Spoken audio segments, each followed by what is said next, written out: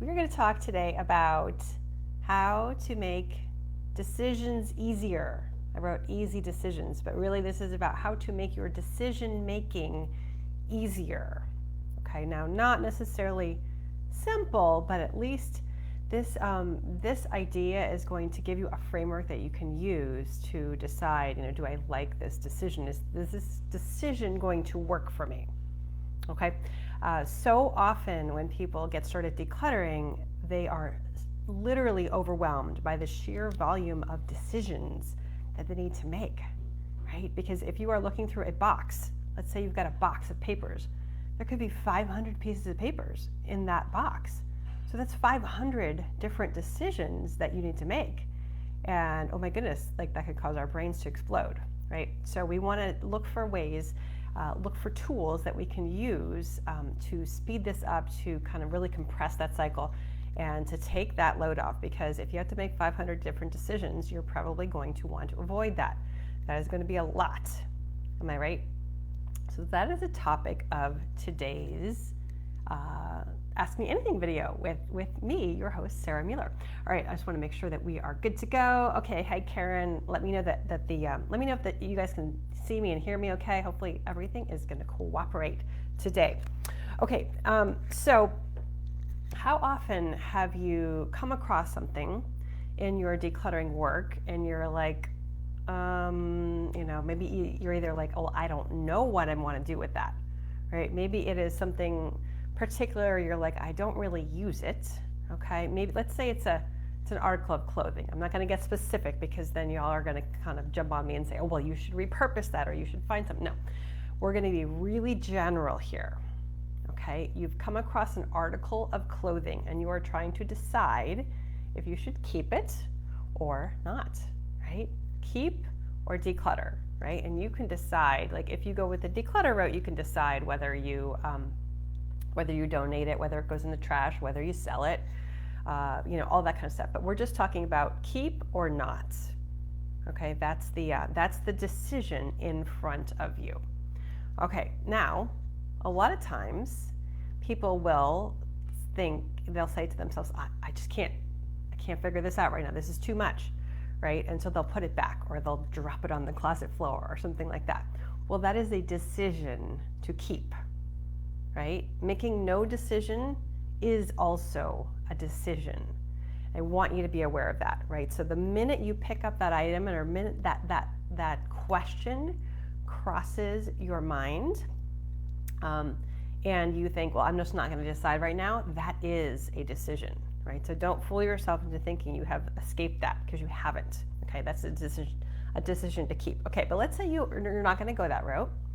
And you are going to be thoughtful about it, and you're going to say, okay, well, this article of clothing, do I wear it? Not so much. Do I like it? Yeah, I kind of like it, right? But, I'm not really wearing it. Okay, but then you come across the answer for you is, I'm going to keep it, and the reason I'm going to keep it is because I paid a lot of money for it. All right? Maybe it was $100, maybe it was $500.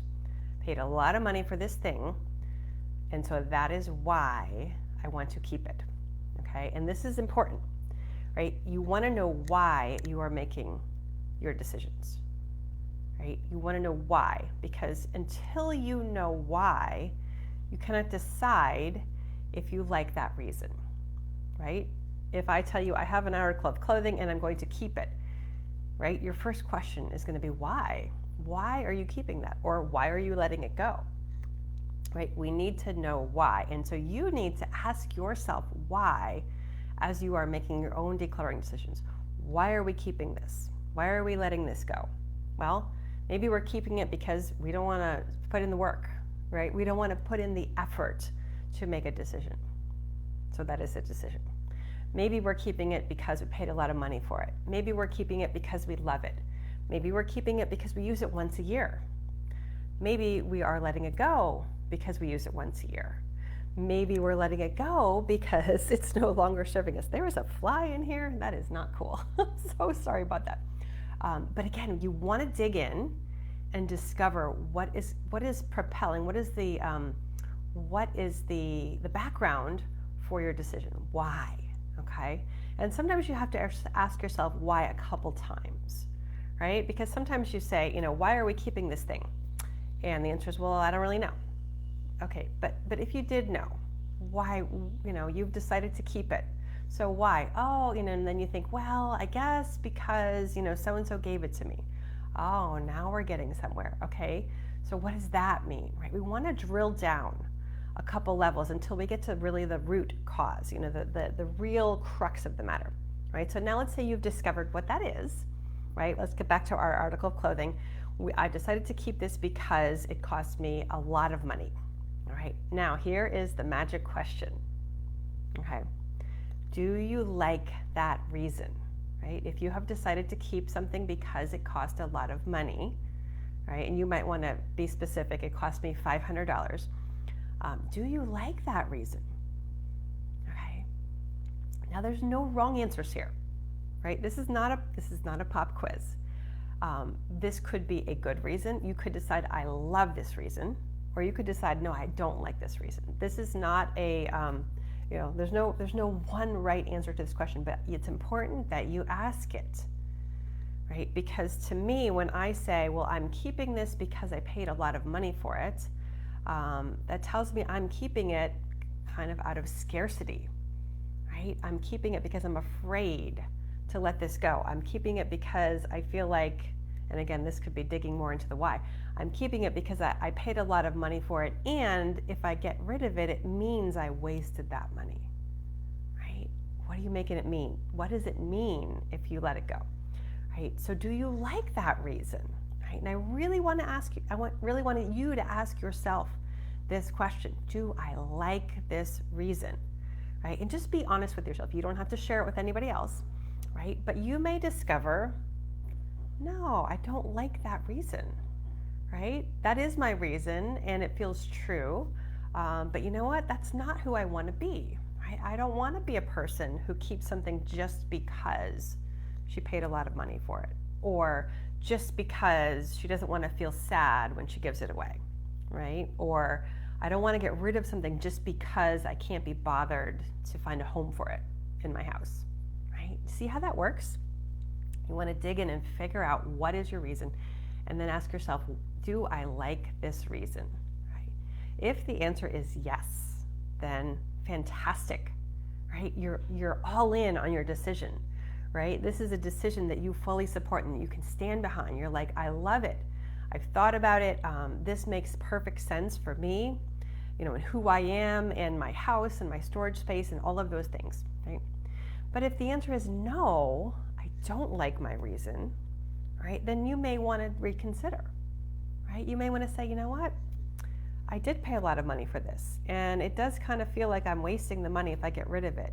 But I have some other reasons that I had not considered, right? Reasons like every time I look at that piece of clothing, I feel kind of irritated. And, maybe you discover, oh, I could actually free up all this space in my closet. And if I let it go, okay, well, I kind of like that reason. And if I let it go, I'm not going to have to look at it.